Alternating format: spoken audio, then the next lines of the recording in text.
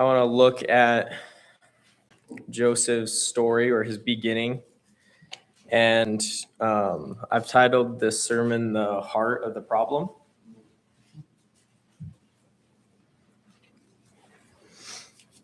So we're going to read verse 12 through, let's do 20, 12 through 20.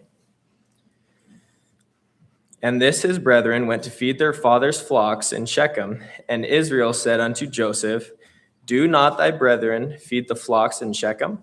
Come, and I will send thee unto them. And he said unto him, Here am I. And he said unto him, Go, I pray thee, and see whether it be well with thy brethren, and well with thy flocks. And bring me word again. So he sent him out of the vale of Hebron, and he came to Shechem, and a certain man found him, and behold, and he was wandering in the field, and the man asked him, saying, What seekest thou? And he said, I seek my brethren. Tell me, I pray thee, where they feed their flocks. And the man said, They are departed hence, for I heard them say, Let us go down to Dothan. And Joseph went after his brethren, and found them in Dothan, and when they saw him afar off, even before he came near unto them, they conspired against him to slay him. And they said one to another, Behold, this dreamer cometh. Come now, therefore, and let us slay him, and cast him into some pit, and we will say, Some evil beast hath devoured him, and we shall see what will become of his dreams. So we're going to take a little step back here and kind of look at the background of this story. So Jacob moves into the land of Canaan. He's in his old age by now. He's got 4 wives, 12 sons. Joseph only has 1 full brother. The rest are half brothers. So this family is a mess. There's already a lot of problems with this family.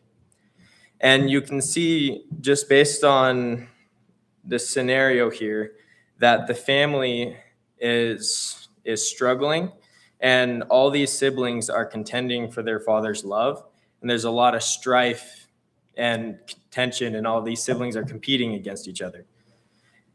And Israel, or I guess Jacob, his name gets changed to Israel.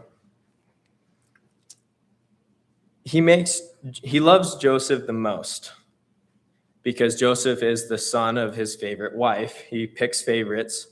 And because of that, it's planted a seed of bitterness in the hearts of all Jacob's brothers. And not only that, but he makes Joseph a coat of many colors. And he has Joseph, and Joseph also is, in verse 2 at the end there, it says, Joseph brought unto his father their evil report. So Joseph was keeping tabs on his older brothers, and I'm sure older siblings hate that when their younger sibling tattles on them. But in this family's instance, the younger sibling's not doing it. He's not doing it with the right heart. He's doing it to please his father, to get back at his siblings. He's doing it to get ahead of them. And that doesn't help Joseph here very much, but what also doesn't help is Joseph dreamed a dream, and he told it to his brethren. So he has this dream about his brother sheaves are out in the field, they're all around him, and then they bow down to him. They are in obedience to him. They serve him. And they don't like that one bit. In verse 8, it shows that his brethren are questioning him. They're being sarcastic. They're like, oh, you're going to reign over us? Oh, you're better than us? And then it says they hated him yet more for his dreams and his words. And then he has another dream. Same thing in that dream, except for this time it says the moon and the sun and the moon and the 11 stars made obedience to me. His mother and his father. And then he tells it to his mother and father too, and his father actually rebukes him for it.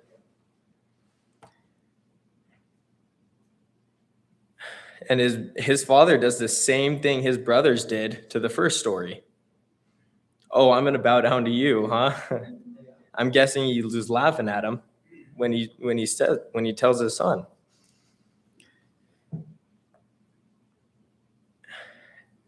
And I'm guessing the same thing happened. His brother hated him a little more yet.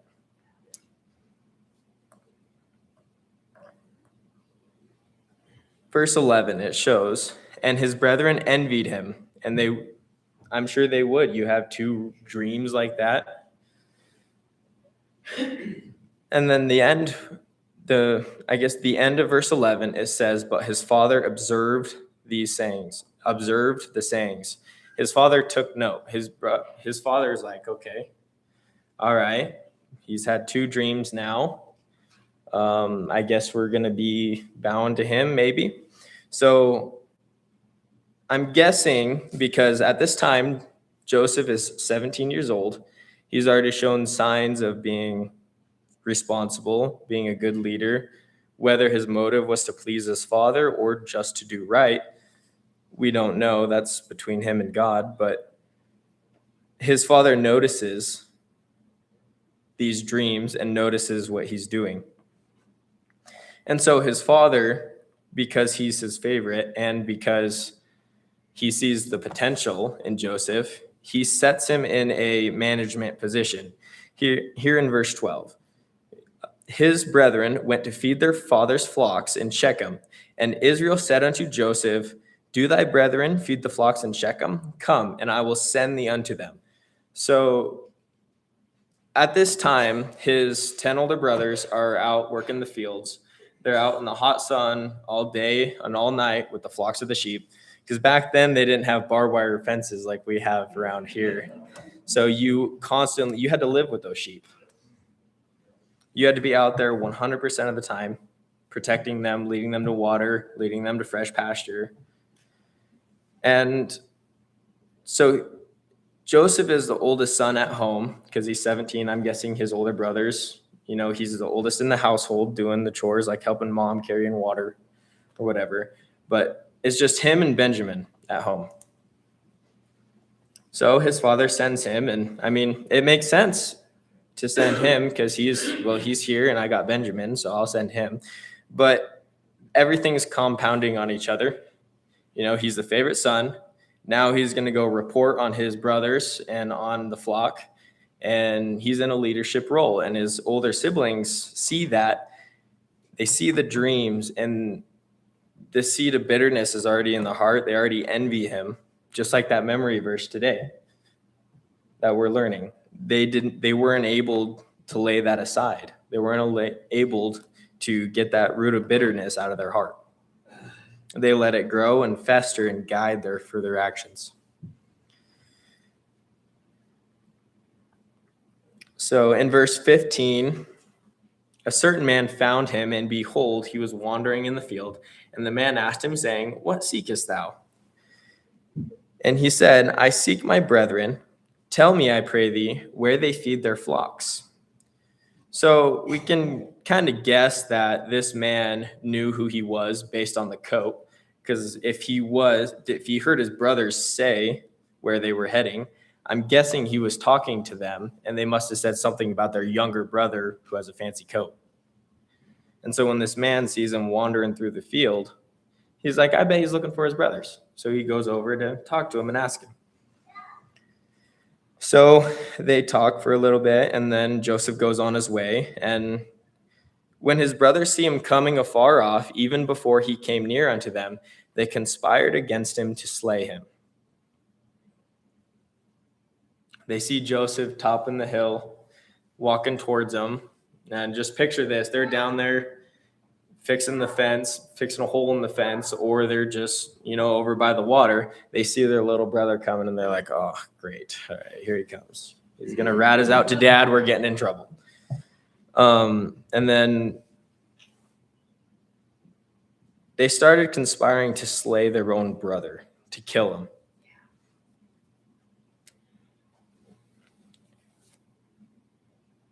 And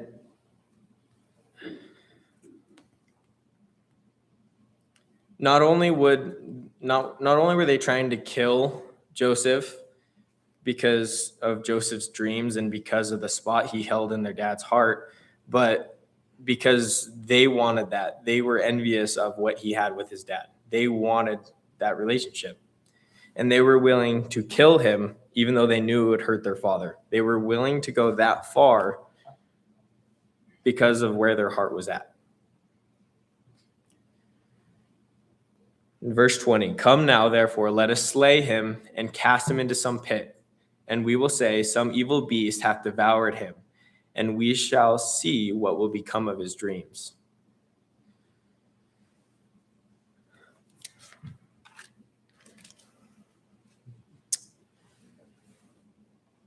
Another thing here is when your heart is right with God. As Christians, right, God gives us a new heart. He takes out that heart of stone and gives us a new heart, a pure heart, a clean heart. And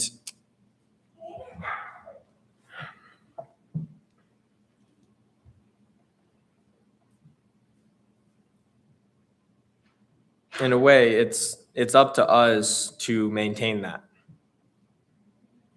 You know, you have to control your thoughts, and you have to control what goes in and out of your heart.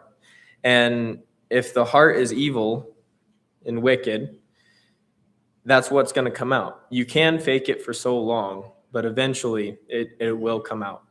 We've seen it here. We've seen it in people, friends, loved ones, co-workers. We see it all the time. You know where their heart is at, and you will see it eventually. And even with us, you could be at work and you see your coworker do something and it just eats away at you, and you're like, oh, that was stupid, you know, and you start thinking bad thoughts about it, and you can't do that. You have to control that thought. 2 Corinthians 10:5. We can go there real quick.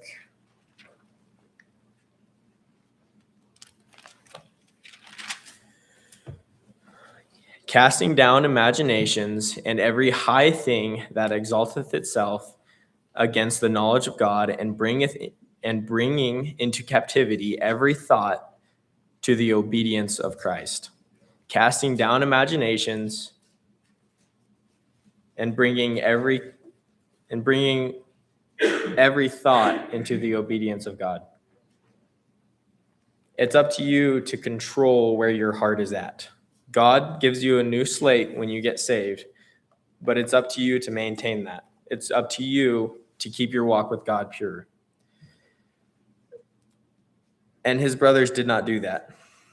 His brothers let that feeling fester, and they talked among each other, and they were willing to kill their own brother to move up in the world. But there's a little glimpse of hope in the next verse. In verse 21, it says, and Reuben heard it, and he delivered him out of their hands, and said, let us not kill him. Reuben didn't want them to kill his brother, but he was okay with them throwing him in a pit in verse 22. And that's the best brother there. That shows you the state of their family and the state of their hearts. 22, and Reuben said unto them, shed no blood, but cast him into the pit that is in the wilderness, and lay no hand upon him, that he might rid him out of their hands, and deliver him to his father again. Oh, there's a selfish intent. He was doing it to look good to his father. He was okay with them beating him up, throwing him in a pit. Now, I will say, he did stop them from killing him, and he didn't try to control him and shut him down, because that probably wouldn't have worked. What he did was, he's like, okay, well, we don't have to kill him. Let's do this instead. He derailed them almost, and he guided them to the pit, but now he's using it for his gain.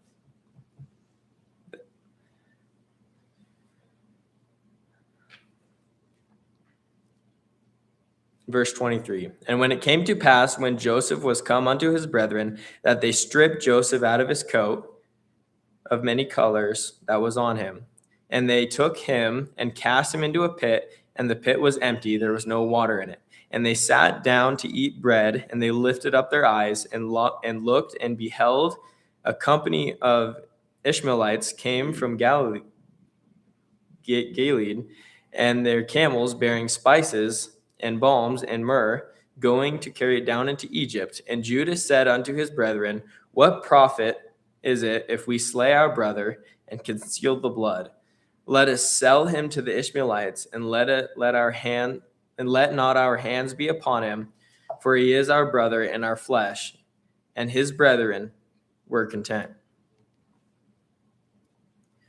So here they have a little change of heart. They're okay with not killing him. Now, he is our brother after all. We probably shouldn't kill him. But they're selling him into slavery. And back then, slaves weren't anywhere near what just an employee is nowadays. They literally owned people. Slaves died all the time. They're basically just saying, well, it's not our problem if he dies. His slave owners killed him. It's not our fault.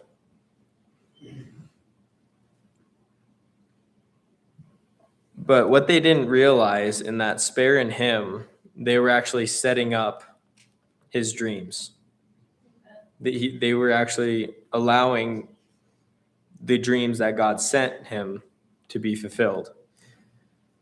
They meant it for evil. They meant to destroy him and destroy their father for their gain, but God is using it to save the people of Israel.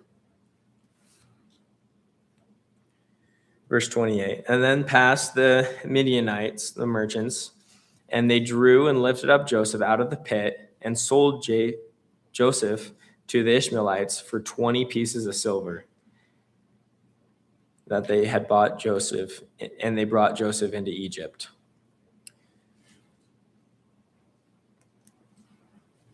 They sold him for 20 pieces of silver, which is the same amount that Judas betrayed Jesus over.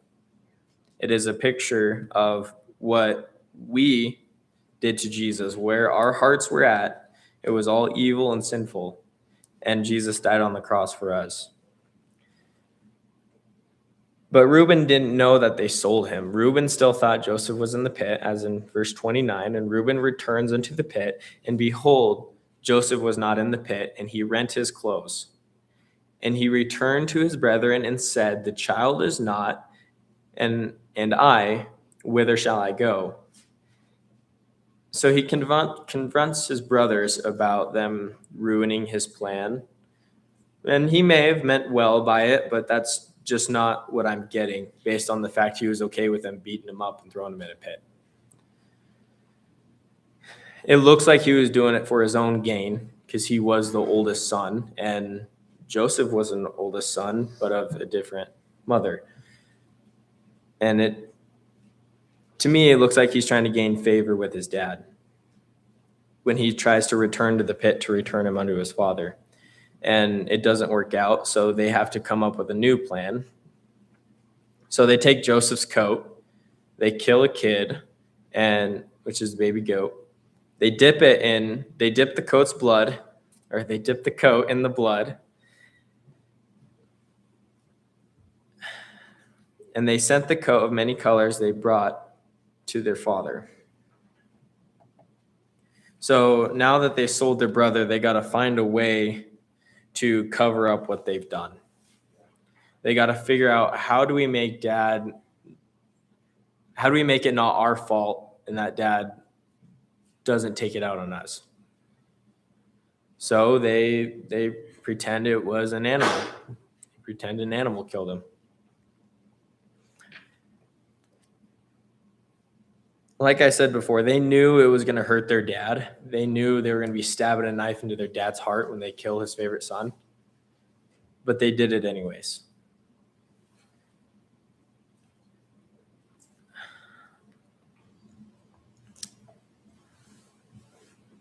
Go to Genesis 42.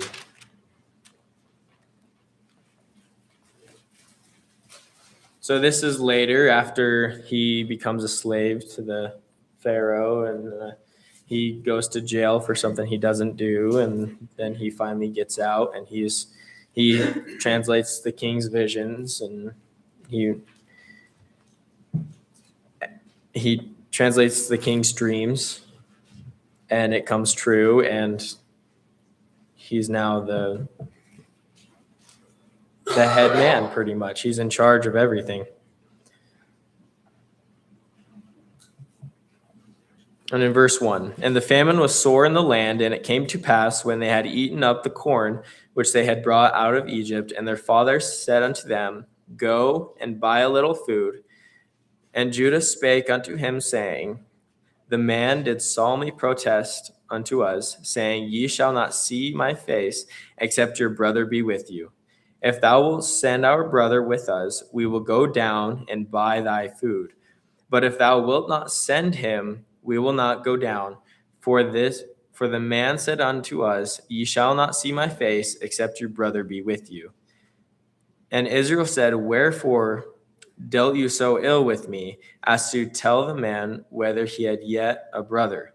And they said, The man asked us strictly out of state and of our kindred, saying, Is your father yet alive? Have ye another brother? And we told him according to the tender of these words. Could we certainly know that he would say, Bring your brother down? And Judah said unto Israel, his father, Send the lad with me, and we will arise and go, that we may live and not die, both we and thou, and also our little ones. And I will be surety for him. Of my hand shalt thou require him, and I will bring not unto thee, and set him before thee.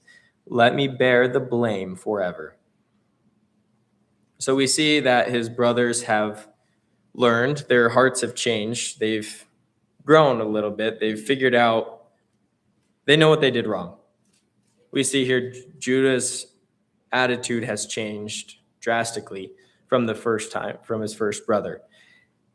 He was willing to sell his brother. He was first willing to kill him, and then, well, why don't we make some money off of him? Let's get something out of it. And now he's saying, I'll take care of him. I promise we'll bring your youngest son back. Because he saw what losing his favorite son did to his father, and he saw the hurt and torment he brought just because of where his heart was at. And so he learned from that, and he's changed his heart. Let me bear the blame forever. If we lose him, it'll be my fault.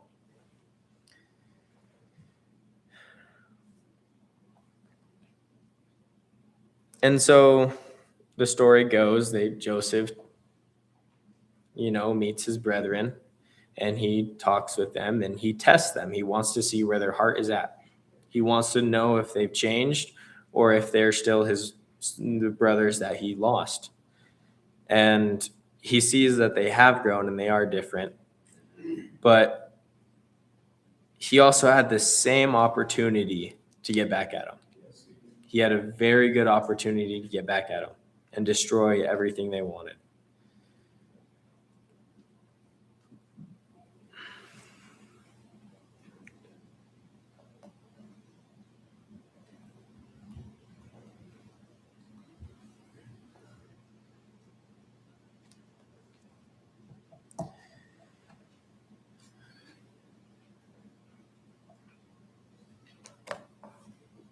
I can't find it, but it says that he remembered his dreams when he saw his brothers. He remembered his dreams of them bowing down to him and of him leading them and them being in obedience to him. And when our heart is right with God, our dreams will line up with the will of God. God will give you a dream when you're serving his will.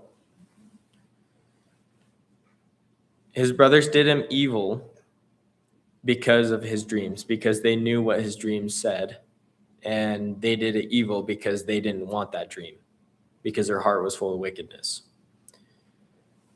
But when their heart was in the right place, they gladly bowed down to that dream. They were willing to follow that dream. And he sees that because his heart's right with God, that that the dream just happens, that he's actively serving and he's doing the will of God, and the will of God happens. And God gave him the dreams. The dream is the will of God.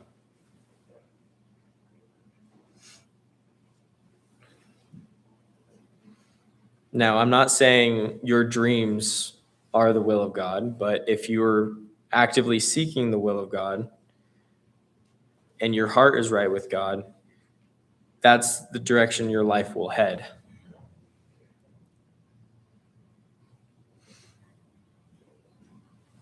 In Jeremiah 17:9, the heart is deceitful above all things and desperately wicked. Who can know it?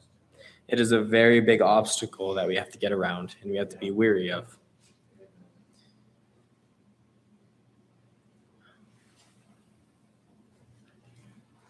Yeah. And if you don't have Jesus to give you a new heart, you won't change. You will have that same bitter, angry heart. You can fake it for a while, but it won't last. It won't last. The Bible says, "Great peace have they which love thy law, and nothing shall offend them." If you truly love God and your heart is right, you shouldn't get offended. And if you do, take captive that thought, right? Put it into obedience to God. You're like, no, that's wicked. I shouldn't think that. I need to correct that.